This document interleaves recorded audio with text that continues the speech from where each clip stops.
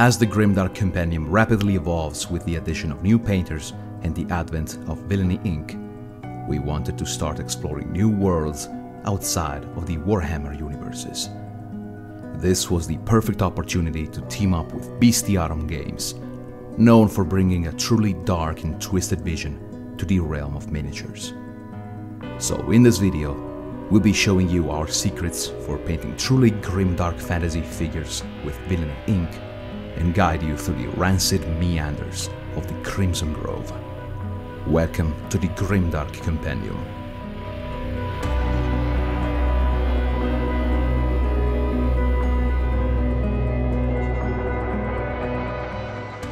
The ultimate goals for this course were to represent these miniatures in a painted aesthetic that correctly conveys the lore, and create the definitive masterclass on how to use Villainy Ink Enamels directly made by their creator, Kaskagun Miniatures. But we also grasped the opportunity to make something that we've always wanted to craft. A self-contained, complete experience to get you immersed into the grimdark style. And thanks to our partnership with Bestiarum, we could finally bring this idea to fulfillment, creating an all-in-one complete package that contains miniatures, paints, video tutorials, and an original soundtrack for the ultimate level of immersion. I'll discuss this in better detail near the end of the video, but now let's move on to some painting. I think that a good place to start is by giving you a complete breakdown of the state of Villainy Ink Enamels, how they work, how they have changed, and their specific formulations. Villainy Ink are now divided into enamel washes and enamel effects. Every single color has its own personality, consistency, and intended use for certain effects. Let's take a look at the 4 enamel washes, 3 of which have undergone a change with batch 3. This new formulation has been already up and running for a while, and that applies only to Goose Grime, Sector Rust, and Decay of Death. These are the easiest and most straightforward to use, as they now have a thinner binder that makes them way easier to shake by hand. They go much more smoothly through the airbrush, and they will dry way faster with a consistent matte finish, even neat straight from the pot. Dystopian Brown, on the other hand, is still a wash, but maintains that old, thicker binder to remain more versatile for flesh applications in a satin to matte finish. This thick and heavy binder is what gives the paints their unique properties for surface finish variation, and that's where the enamel effects come into play. Carrion Crimson, Colia Green, and Acre of the Damned have remained the same, and they will dry from gloss to satin to matte, depending on if applied neat or mixed with mineral spirits or the quantity of application. If that helps you get into the mindset, see these as the technical enamels. These are typically the paints you would use for flesh applications or for special effects, and having that thicker binder means that a vortex mixer is highly recommended to get a good mix. Using them through the airbrush is still possible, but having used these for a while now, I say that these are best used with just a normal brush and a manual, deliberate, and careful placement. More colors are currently being developed, but it will be a topic for another time. Just stay tuned if you want to know more, or visit their resource page, link in description. Okay, so with this information clear and out of the way, let's see some tips, techniques, and applications of Villainy Ink Enamels that were used to paint the Crimson Grove miniatures. Typically, the first thing you always want to do is starting simple. Give a coat of primer, allow 15 to 20 minutes to dry, and get yourself a solid base coating. Now, most of the times we do this via the airbrush, but it's totally doable via just normal brushing. Just make sure your base coat is nice and solid, and you allow, once again, at least 20 minutes of air drying. We say this countless times, but it's good to reiterate. Unless you're looking for a certain finish like satin or gloss, there's no need to apply any varnish before going with enamels. If anything, spraying a varnish will prolong your painting session and slow you down, as you will have to wait for the paint and the varnish to dry and completely cure. So now we've got our base colors down in the most straightforward way possible. So I will share with you some advice on techniques and applications. Tip number 1. Different types of removal. Whether you have your next gaming session just around the corner and you look forward to a speed painting process, or if you want to go for a standard or even high-level painting at the best of your possibilities, enamel washes and effects can be your greatest allies. But I feel there is a sort of stigma around enamels, that it's something that you just apply and remove without thinking too much, and whatever you're painting becomes automatically grimdark. Well, this mentality is still valid and viable for speed painting. We do this sometimes, and it's a widely spread practice, but there is so much more behind just applying and removing. Let's apply some Goon's Grime and see how much we can do with it. This is the most straightforward Villainy ink wash for general purpose shading in grime. Straight through the airbrush, dries matte, so we have a good base to start on. The most well-known reductive technique by now is through the cotton bud loaded with mineral spirits. This will reactivate and decimate the enamel wash and make it pool in the nearest crevices. Now we're looking at the Abbey Bell of the Crimson Grove series, and this episode was specifically made with a speed painting approach in mind. Notice how the wash dissolves almost immediately on this visage decoration at the top, leaving the shade just in the recesses. So we have a chemical component of the spirits dissolving the wash and a mechanical component that is your hand with the absorption tool. On the pillars we do the exact same thing, but since it's a round open surface, we can just dab with the cotton bud on multiple spots and let it pool naturally, and create a sort of marbled effect in almost no time. No brushwork involved, everything is done by pure subtraction and correct handling of the cotton bud. 10 seconds under the blow dryer and it's done.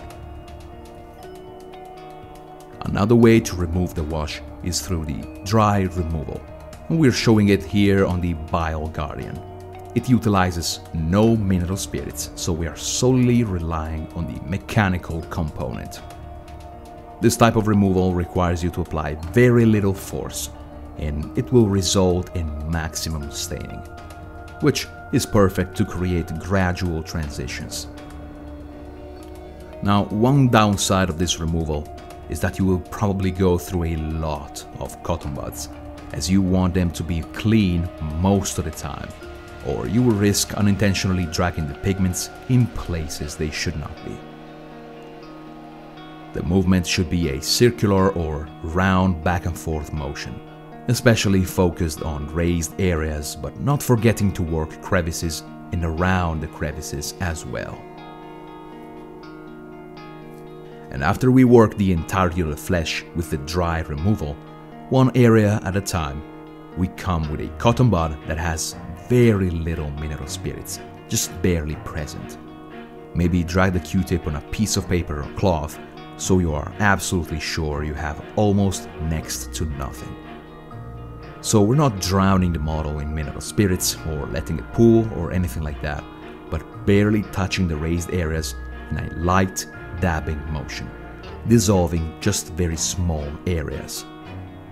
Then to finish this off, we flip the Q-tip to the other side and we go back with a dry removal again, in a circular and rounded motion. This will let you adjust any unwanted smudging or control the shapes of the smudging if it's something that you're looking for. These are just a couple of removal methods with the reductive technique, and depending on the surface you're working on, you could choose one or multiple, or even do something else completely different, like feathering with a brush, as it was done on the Crimson Tree. The thing about it is, there is no best removal practice, but it always depends on the shapes of the model, the type of surface you're working on, and ultimately your vision and intentions and how much time you're willing to invest. This leads us to my next and second tip. Tip number 2. Let the miniature dictate the values. Now, these Bestiarum models are so rich in detail. The Vile Guardian and the Brother of Silence have bandages, bells, and straps that are punched and stitched in between layers of tumors and lard. But if we look at the Hierophant, for example, and we inspect the volumes that the artists put behind his sculpts, we can quickly realize there is so much more that we can do with colors, temperatures, and variations. Just looking at the flesh, and specifically this front leg alone, we find an immense amount of variation: small holes, bumpy textures, tuberose growths, smooth details with little or no texture, lumpy fat, and much more. So if you're willing to put the time in it, try to contextualize these details into a living and breathing setting, and let your imagination follow the shapes of the model. All these types of flesh correspond to a certain color or condition. Living flesh, bumpy flesh, irritations, they all have different amounts of greens or reds or browns. So, while acrylic washes leave us with a permanent filter, with Villainy Ink Enamels we can come and mix them into each other to create organic and natural looking hues and variations. Villainy Ink Enamel washes and effects are, by all means, paints.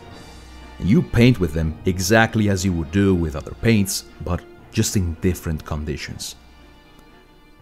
We have seen Grimdark in action as a unifying wash just earlier in the video.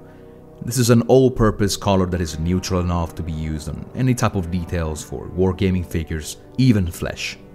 So now we have complete control of the direction we want to go with the skin, as we have this foundation layer of Grimdark.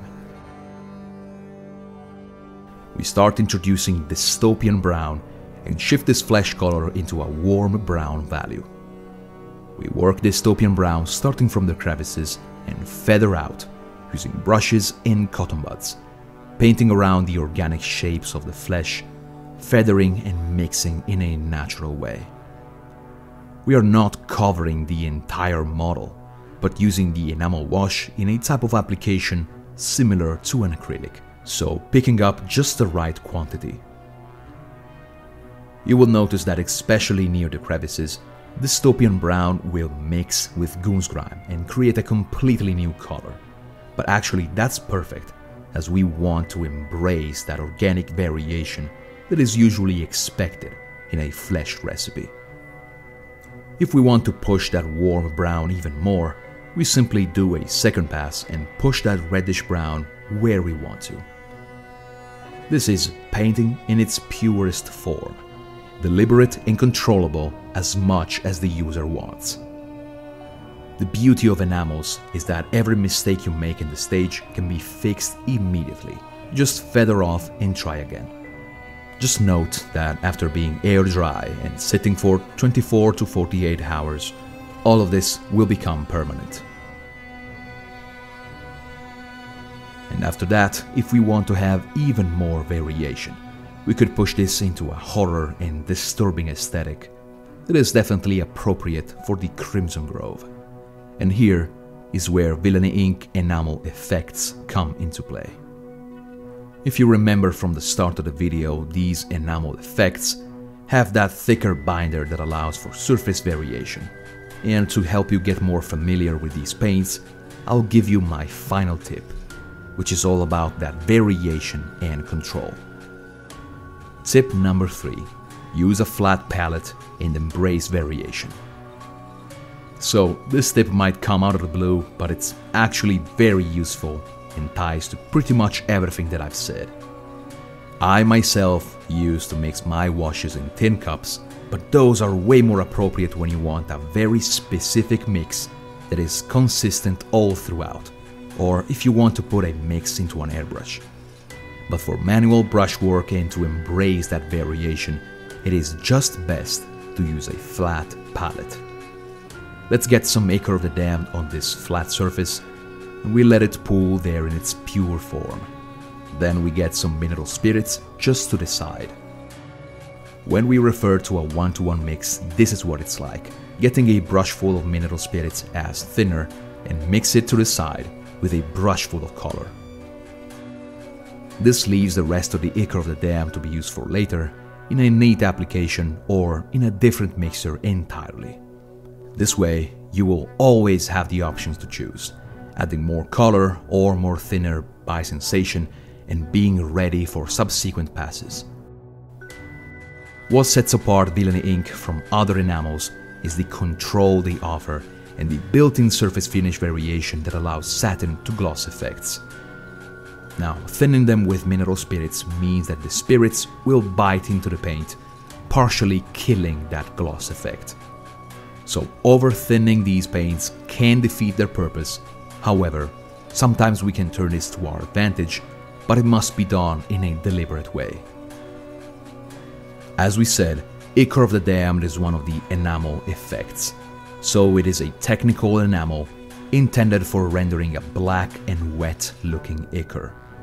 However, as you see here on the Crimson Tree, if we thin it enough, we can still use this paint to create a unifying wash. We just have to keep in mind that the deepest crevices will have a little bit of a reflective nature. But this tree is corrupted to the very core and oozes the wet ichor. So those satin variations actually make sense, and they respect the shape and storytelling behind the sculpt. Now, to wrap things up and reiterate all of my tips, let's go back to the Bile Guardian again and see some Carry-On Crimson in action. This paint contains granules that replicate blotches and mottling and will bring a horror and grotesque element to the skin of this figure. So we use a vortex mixer for our Carry-On Crimson and drop it on our flat palette. This will let an equal amount of binder and pigment to sit on the surface. And now we can simply decide how much of the granules to get on our brush and if we want to thin it down. So for this specific application on the Bile Guardian, we recommend using it neat, straight out of the bottle. So we want to take just the right amount on our brush and not too much, or we risk having a prolonged drying time. We let the model dictate which are the most inflamed and irritated areas, so the application is deliberate just where it makes sense, as well as the removal. And to remove and clean up the model, we take another smaller brush, just slightly damp with mineral spirits, and clean the volumes, pushing towards the crevices. So we keep pushing that pigment inside the crevices towards the edges. Every couple of brush strokes, we clean the bristles onto a clean cloth. We basically repeat all of this process on all the surfaces that need cleaning. Again, this is just one type of application and removal for this specific type of volume. So what we suggest is letting all this information sink in for a little bit, give it a try, experiment and have fun with these paints. Feel free to check out Villainy Ink on our website. Now, if you're from Europe, PK Pro is probably the best option for you. While if you are UK based, feel free to visit Element Games. All of the distributors are getting the most updated versions, so expect batch 3. This is the best time to get it. If you'd like to learn something new, check out our premium tutorials. You can become a member and watch everything on streaming, or simply purchase the courses that you like. The Crimson Grove bundle is available right now, and it's loaded with content. So you will get the 5 episodes of the painting guide, as well as the STL files of the miniatures shown in the course. If you enjoyed the soundtrack from this video, you'll be happy to know that it's included in the bundle. 8 tracks, 47 minutes of music in total, written by Bestiarum Miniatures. You can also buy a Villainy Ink starter set together with the bundle and simply follow the guide along for the best experience possible. And there's even more, so for everyone that is watching right now, visit the Bestiarum links in the description, insert the codes when doing the checkout to have an immediate discount on their digital and physical miniatures. I hope you found this video interesting and informative. We will keep these coming and show more and more applications of Villainy inks and perspectives by different painters. We wish you a good week and we'll see you next time. Take care.